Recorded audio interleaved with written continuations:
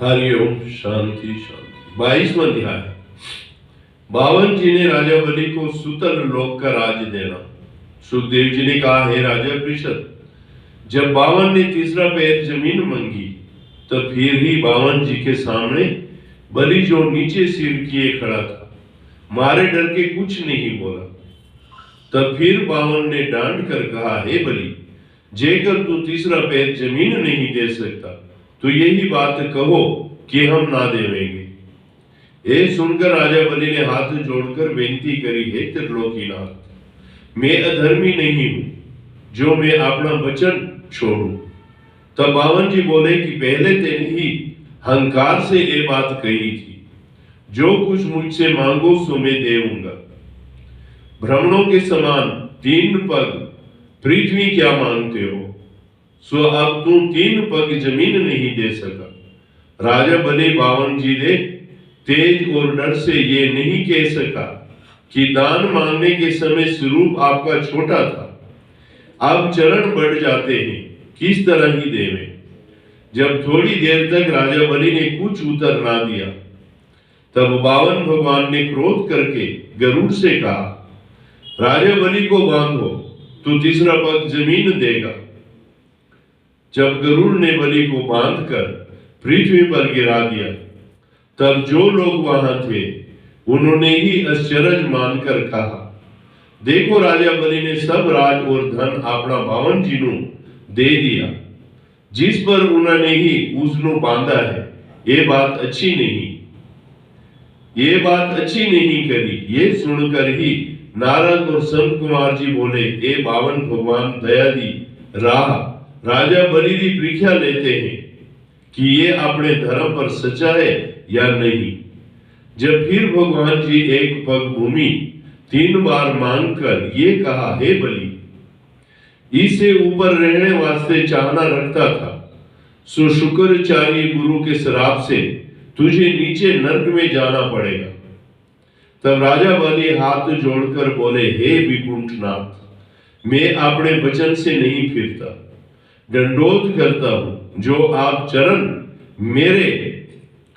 मेरे मस्तक पर रख के शरीर मेरा पृथ्वी के बदले नाप लीजिए।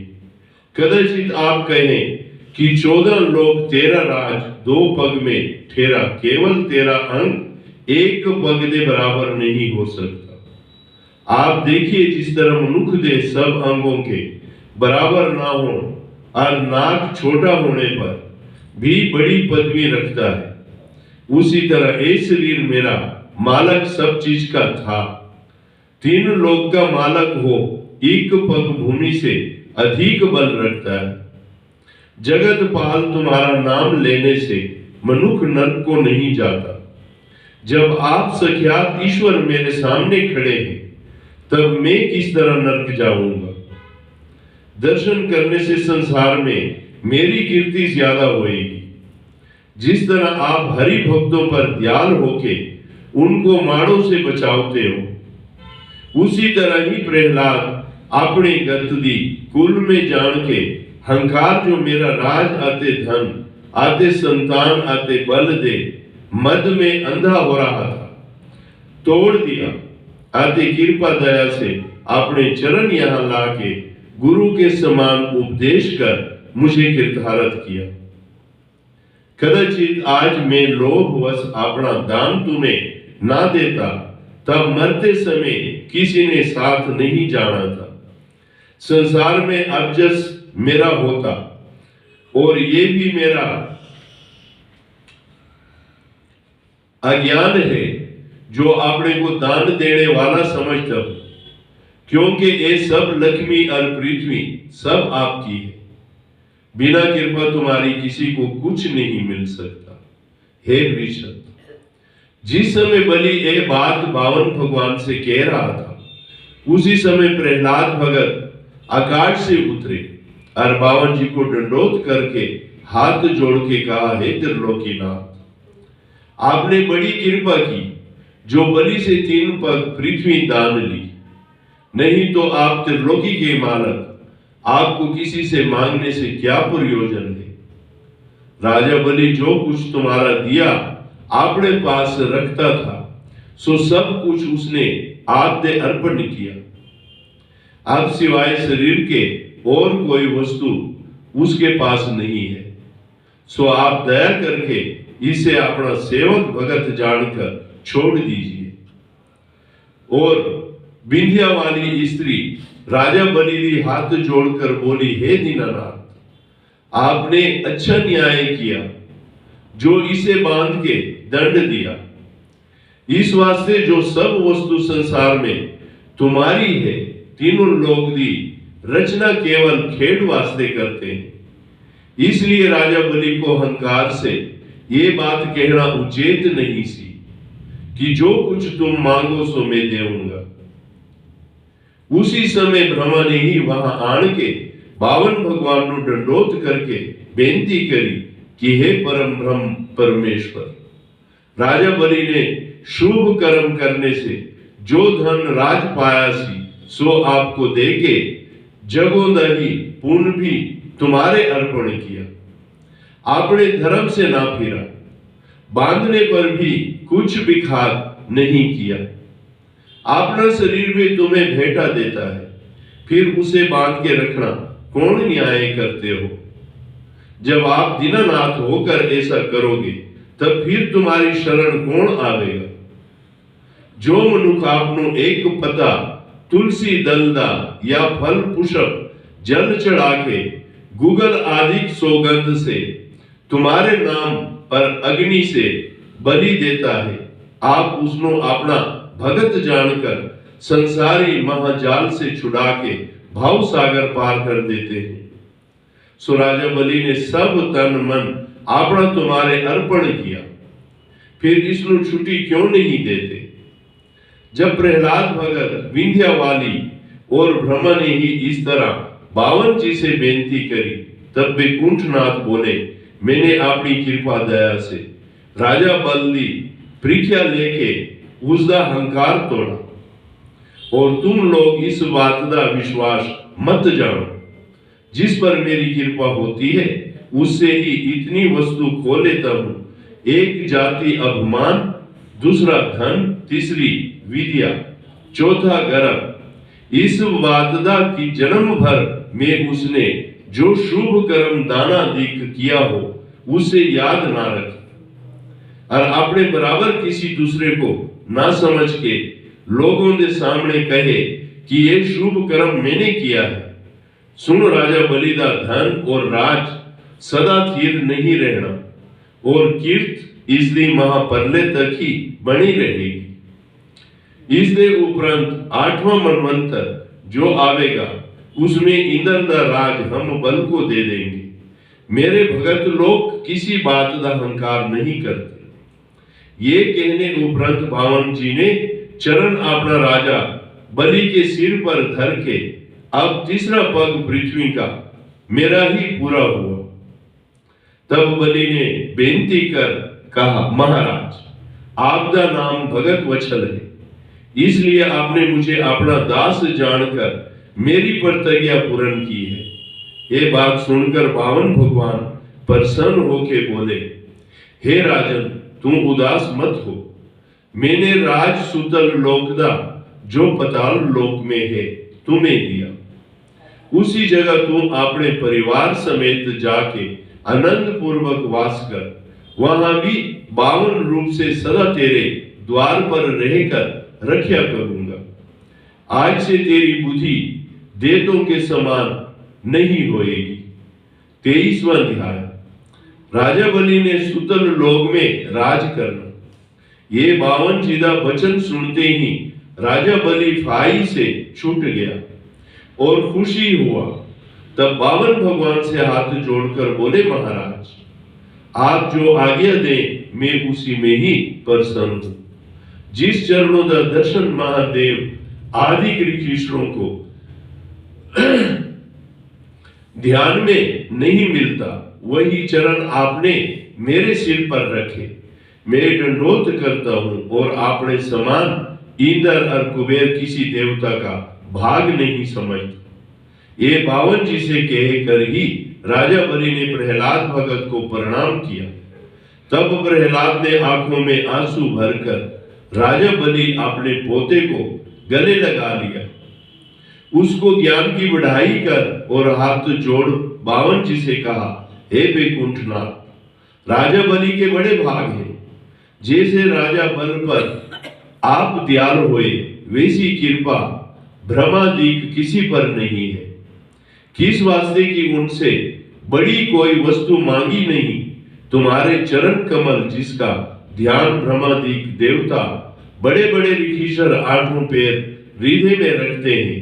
राजा बलि ने अपने हाथ वो धोकर चरणामत लिया, नहीं तो हम दे जिनका खाज ही हर वक्त मांस है, मद पीने वाले अधर्मी ऐसा भाग कहा। इस समय मैंने जाना कि आप जात का विचार नहीं कर सकते, भक्तों की कामना पूर्ण करते हैं। जिस तरह कल्प वृक्ष सबको इच्छा पूर्वक फल देता है, उसी तरह आपने त्रिलोकीनाथ होकर अदिति आपने भगत दी चाहना से भीख मांगी। दूसरा कौन ऐसा दीन दयाल होएगा। ये स्तुति सुनकर बावन जी बोले, हे प्रहलाद, हमने बलि को सुतल लोकदा राज दिया, सो तुम भी वहां जाकर उसके पास रहो और मैं राजा बलि के द्वार पर जाकर 8 पैर गदा लिए खड़ा रहूंगा। हमारा मुखरा बिन देखने थे और तुम्हारे सत्संग से उसको कुछ नहीं मालूम होगा कि इतने दिन कहां बीत गए। अब तक तुम हमारा दर्शन पाया करते थे, आज से मेरी और तुम्हारी भेंट नित सन्मुख हुआ करेगी। जब ये वचन सुनकर राजा बल और प्रहलाद भगत बावन जी को मथा टेक करके अपने परिवार समेत सुतल लोक में चले गए। तब शुक्र प्रोहत ने आनकर बावन जी को दंडोत करके बेनती करी, हे प्रभु, मुझे भ्रमण और पंडित होने पर भी संसारी माया प्रवेश करने से कैसी कबूल आई कि मैंने ही राजा बलि को भूमि दान करने से मना किया, पर उसका इरादा बलिवान था। मेरा कहना ना मानकर अपना वचन से फिरा नहीं, सो आप मेरा अपराध क्षमा करके आज्ञा दीजिए।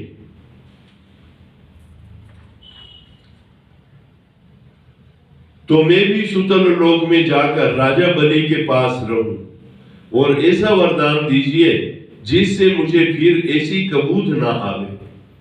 ये सुनकर बावन भगवान जी बोले, बहुत अच्छा, तुम भी सुतल लोक में जाकर अपने चेले के पास होकर फिर कभी कबूती उनको मत देनी और तुम अपने चेले के 100 यज्ञ संपूर्ण कर लो। शुक्र जी बोले, आपका नाम लेने से यज्ञ संपूर्ण होता है। जब आपका चरण आया तब उसके संपूर्ण होने में क्या संदेह है, पर तुम्हारी आज्ञा अनुसार पूर्ण आहुति यज्ञ में डालता हूं। शुक्र जी पूर्ण आहुति देकर आप भी सुतल लोक में चले। तब ब्रह्मादिक देवता बावन भगवान का नाम उपदर रख कर आपो अपने लोक में चले गए। उन्हें विमान पर बिठाकर स्वर्ग ले गए। बावन जी ने राज इंद्रपुरी का देवताओं को दिया। तब देवता जस करते अपने अपने लोक में गए। इंद्र इंद्रानी साथ रहा। बावन बैकुंठ को गए।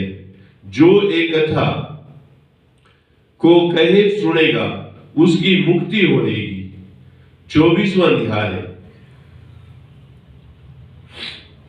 मत्स्य अवतार की कथा।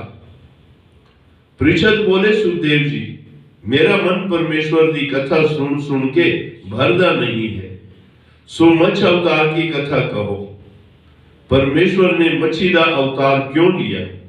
सुखदेव जी ने कहा, भगवान जन्म मरण से रहित हैं, इस वास्ते अवतार लेते हैं कि हरि भगत लोग उनकी लीला सुन भाव सागर को तर जाए। जब गौ भ्रमण देवता पृथ्वी धर्म हरि भक्तों को दुख पड़ता है, तब वो भगवान छोटे बड़े जीव का विचार नहीं रखते। मत्स्य अवतार की कथा इस तरह पर है कि एक समय ब्रह्मा अपनी रात्रि को जगत पर लेकर सोए हुए थे। उनको अचेत जान शंखासुर दे उनके वेदों को ही चुरा पाताल में ले गया। जब ब्रह्मा जी दिन को उठे तो वेद ना देखकर आश्चर्य हो नारायण जी से कहा। तब नारायण जी ने कहा कि ये वेद शंखासुर देत लेकर चले गए। ब्रह्मा जी ने कहा, आप उसनो मार वेद लिए, नहीं तो संसारी काम किस तरह चलेगा, और हम उससे लड़ नहीं सकते। इधर सत्यव्रत श्राद्ध देव के बेटे ने ही राजगद्दी छोड़ के 10,000 तप करके महाप्रलय की इच्छा करी। तब नारायण जी ब्रह्मा की बेनती करने से लियावना वेद दाही और इच्छा पूर्ण करनी सत्यव्रत दी अपने भक्तों की जरूरत लिए मत्स्य अवतार धारण किया। एक दिन राजा सत्यव्रत जो नदी में स्नान कर रहा था, जब स्नान करके राजा ने ही तर्पण के निमित्त जल दोनों हाथों में उठाया, तब उसने एक मछली बहुत ही छोटी उंगली में दिखाई दी और वो बोली, हे राजन, मैं बहुत दुखी दीन हूं कि तेरी शरण में आई हूं। कदाचित तू मुझे फिर जल में डाल दे तो बड़ी मछलियां मुझको खा जावेगी। इसलिए तुझसे ये चाहती हूं कि मुझे नदी में ना डाल, मेरा पालन कर। राजा ये बात सुनकर आश्चर्य मानकर मन में कहने लगे, देखो ये मछली मनुष्य समान बोलती है, इसकी रक्षा अवश्य करनी चाहिए। ऐसा विचार कर राजा ने ही उस मछली को अपने कमंडल में डालकर कहा, तुम धीरज रख, मैं तेरा पालन करूंगा। जब सत्यव्रत उस मछली को अपने स्थान पर ले आया, सो खीन भर में वो मछली बढ़कर कमंडल में फंस गई। तब फिर उसने कहा, हे राजन, कमंडल में मुझे दुख मालूम होता है, किसी बड़ी चौड़ी जगह रखो। जब राजा ने कमंडल को तोड़कर मछली को घड़े में रखा, एक फेर बीते भोजन करके जाकर देखा तो मछली वहां भी बढ़कर ही फंसी हुई बोली, हे राजन, इस घड़े में भी मेरा अंग नहीं समाता। फिर राजा ने बड़े मटके में ही रखा, वहां पर भी मछली ज्यादा बढ़ी तो एक टोबा खुदवाकर पानी से भरकर रख दिया। जब टोबा भी इस मछली के बढ़ने से भर गया, तब उसे तालाब में ले जाकर ही रखा। थोड़ी देर में वहां भी बढ़ गई। तब राजा ने तालाब को नदी तक खुदवाकर उस मछली को वहां पहुंचा दिया। जब दूसरे दिन राजा स्नान करने गए, तब देखे क्या, जो मछली से सब नदी भरी हुई है। तब राजा ने उस मछली को बड़ी तकलीफ से समुद्र में ले जाकर कहा, हे मछली, समुद्र से बड़ा कोई स्थान तेरे रहने लिए नहीं है, अब तू यहां रहो और मुझको विदा कर। जब उस मछली के अंग समुद्र से भी बढ़कर 10,000 जोजन लंबा और चौड़ा बड़े विस्तार से हुआ, उस मछली ने सत्यव्रत से कहा, हे राजन, तू अपने को बड़ा ज्ञानी और धर्मात्मा समझ के मुझे समुद्र में छोड़कर अपने घर चला जाता है। इसमें मुझसे बड़े बड़े मछली हैं, वो मुझको खा जाएंगे।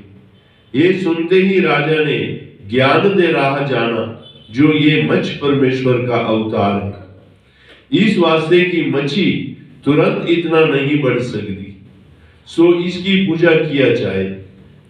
ऐसा विचार राजा ने ही बहुत उस्तत करके हाथ जोड़कर मत्स्य से बेनती की, भगवान, मैंने तुमको नहीं पहचाना, आप नारायण जी का अवतार हैं। मेरा भाग अच्छा था जो आपका दर्शन हुआ।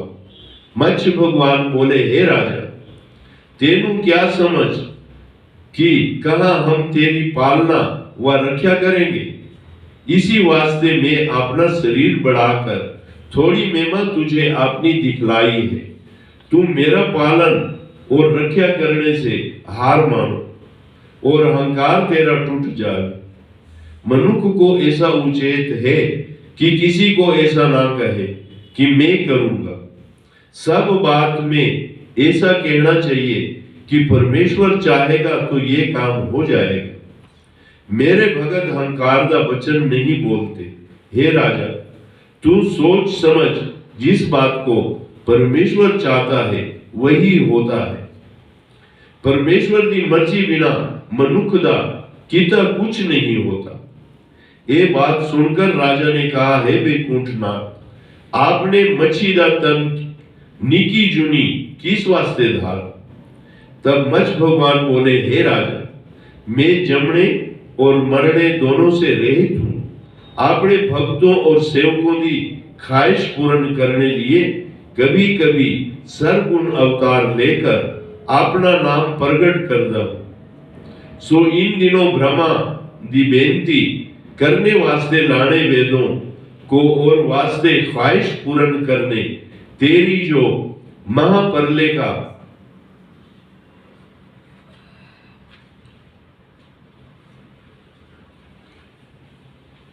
कोतक तो दिखाना चाहते हैं। हमने मछ रूप अवतार लिया है, और मैंने ही वेरा कच्छ नरसिंह अवतार जो लिया था, और रामचंद्र कृष्ण अवतार में कुछ मेरी पदवी नहीं बढ़ी। सदा एक सा रहता हूं, घटने बढ़ने से रहित होकर के आया हूं। तुझे महाप्रलय दिखाने की इच्छा है, सो आज से 7वें दिन को संसार में चुपेरे पानी दिखलाई देवेगा। उस जल में एक नौका जिसमें शपथ ऋषि बैठे हुए प्रकट होकर तेरा हाथ पकड़कर उस बेड़े में बिठला देंगे। बेड़ी के पानी पास एक सब प्रकट होगा। सो तुम लोग एक कोना रसी नौका की मेरे सोने की सींग में ही, जो 10,000 जोजन लंबा 40,000 कोह में निकलेगी, दूसरा ही टुकड़ा उसका ही उसी स्वरूप की पूंछ से बांधोगे। जब वो नौका पानी पर खूब घूमेगी, तब महाप्रलय का चरित्र देखकर समस्त ऋषियों समेत मुझसे ज्ञान पूछोगे। जो ही ज्ञान मैं तुम लोगों को कहूंगा, उस ज्ञान सुनने के प्रताप से तेरी मुक्त होगी। इस 7 दिन में सब औषधि का बीज इकट्ठा करके तुम अपने पास रख लेना। मत्स्य रूप भगवान ये बात कहकर वहां अंतर ध्यान हो गए। राजा सब औषधियों के बीज अपने पास रखकर नीत ऊपर किनारे कीर्तशाला नदी के महाप्रलय देखने वास्ते आन बैठता था। जब 7वें दिन राजा नीत नेम करके वहां बैठ गया, तब क्या देखता है कि चारों ओर से नदी का पानी उछलता आता है। आकाश से इतना जल बरसाया, संपूर्ण पृथ्वी उस जल में डूबकर राजा भी उस जल में गोते खाने लगा और घबरा करके मन में कहने लगा, मत्स्य भगवान ने एक नौका प्रकट होने को कहा था, अभी तक दिखाई नहीं देती। जब मैं डूबकर मर जाऊंगा, तब वो नौका प्रकट होकर क्या करेगी। इसी चिंता में ही था कि दूर तुमसे एक नाव पर शपथ ऋषियों को देखा। राजा प्रसन्न हुआ। जब वो बेड़ी नेड़े आई, तब शपथ ऋषियों ने हाथ राजा का पकड़कर उस नौका में बिठला लिया। बोले, हे राजन, तू नहीं डूबेगा। राजा ने मत्था टेक कर पूछा, मत्स्य रूप भगवान क्यों नहीं आए। शपथ ऋषि बोले, तुम परमेश्वर को याद करो, मत्स्य भगवान भी अभी आवते हैं। जैसे राजा ने ध्यान किया, वैसे ही मत्स्य भगवान ने दर्शन दिया। तब 62 स्वरूप श्याम रंग वहां जल में प्रकट हुआ। शपथ ऋषिशर और राजा ने ही एक कोना नौका का कि वो ही रसी सब की थी, उस मत्स्य के सीन में ही, और दूसरा ही 62 नाग की पूंछ से बांधा। वो मत्स्य उस नाव को ही पानी में फिराने लगा। राजा ने इच्छा पूर्वक महापरलेदा कोतक देखकर मत्स्य स्वरूप भगवान से बेनती की कि महाराज, आपने परले मुझको ही दिखाया, अब ये चाहता हूं कि ज्ञान सिखलाकर भाव सागर पर उतारिए, जिससे जन्म मरण से छूट जाऊं। संसारी मनुष्य जो कर्म करता है सो ऐसा करता है जिससे महाजाल में फंस जाता है। जो मनुष्य जन्म पाकर परलोक नहीं सुधारता, वो कुकर और शुकर का जन्म पाता है और मनुष्य स्त्री और धन के लोभ में फंसा रहता है और परमेश्वर का भजन नहीं करता। ये नहीं समझता कि पूर्व जन्म के संस्कारों का बदला जीव ले रहा है। सो हे दीनानाथ, फिर कुविधि कैसे छूटेगी और परलोक कैसे सोरेगा? आप दया कीजिए। ये सुनकर मत्स्य रूप भगवान ने जो ज्ञान और उपदेश राजा को दिया, वो सब ज्ञान योग साधन, उत्पत्ति होने, देत और प्रश्नोत्तर शपथ ऋषिश्रों का ही विस्तार पूर्वक मत्स्य पुराण में लिखा है। ज्ञान सुनने से राजा सर्वतर ज्ञानी हो गया है। मत्स्य रूप भगवान बोले, हे राजन, तू अपनी आंख ऐसे बंद कर जैसे राजा ने आंख बंद करके फिर खोली तो अपने को उसी नदी के किनारे देखा, फिर महापरले दिखलाई। ये चरित्र महिमा नारायण जी की देखकर अचंभा हुआ कि मत्स्य रूप भगवान ने अपनी माया से एक कोतक दिखलाया। राजा शतवर्ष ज्ञान प्राप्त होने से हरि चरणों में ध्यान लगाकर मुक्त हुआ। मत्स्य रूप भगवान पताल में जाकर के अपनी गदा से शंख सुर देव को मारकर चारों वेद ले आया।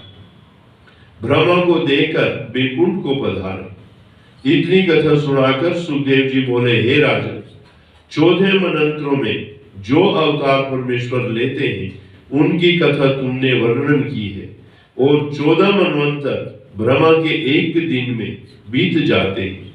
इतनी रात उसकी होती है, उसी दिन रात के ही परमाण से 100 बरस ब्रह्मा जी जीते हैं और 6 महीने का दिन देवताओं का होता है और 6 महीने की रात उसकी होती है। इसी दिन रात के प्रमाण से आयु देवताओं और पितरों की 100 बरस की है। ये वचन सुनकर पृछद बोले, हे प्रभु, 14 मनवंतर अवतार लेने के इसकी कथा सुनने से संसारी जीवों का उद्धार होता है। आप भूत भविष्य वर्तमान तीनों के ज्ञाते हैं।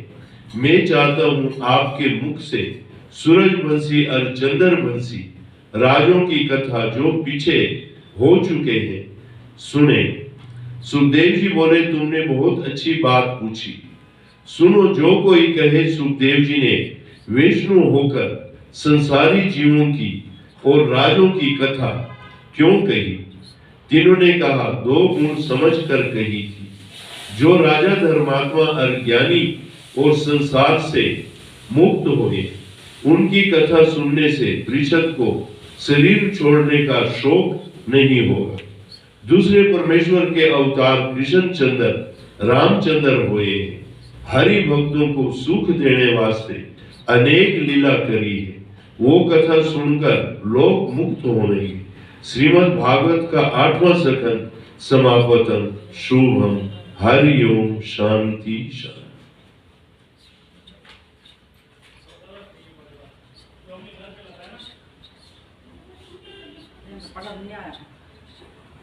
टेप तो देख।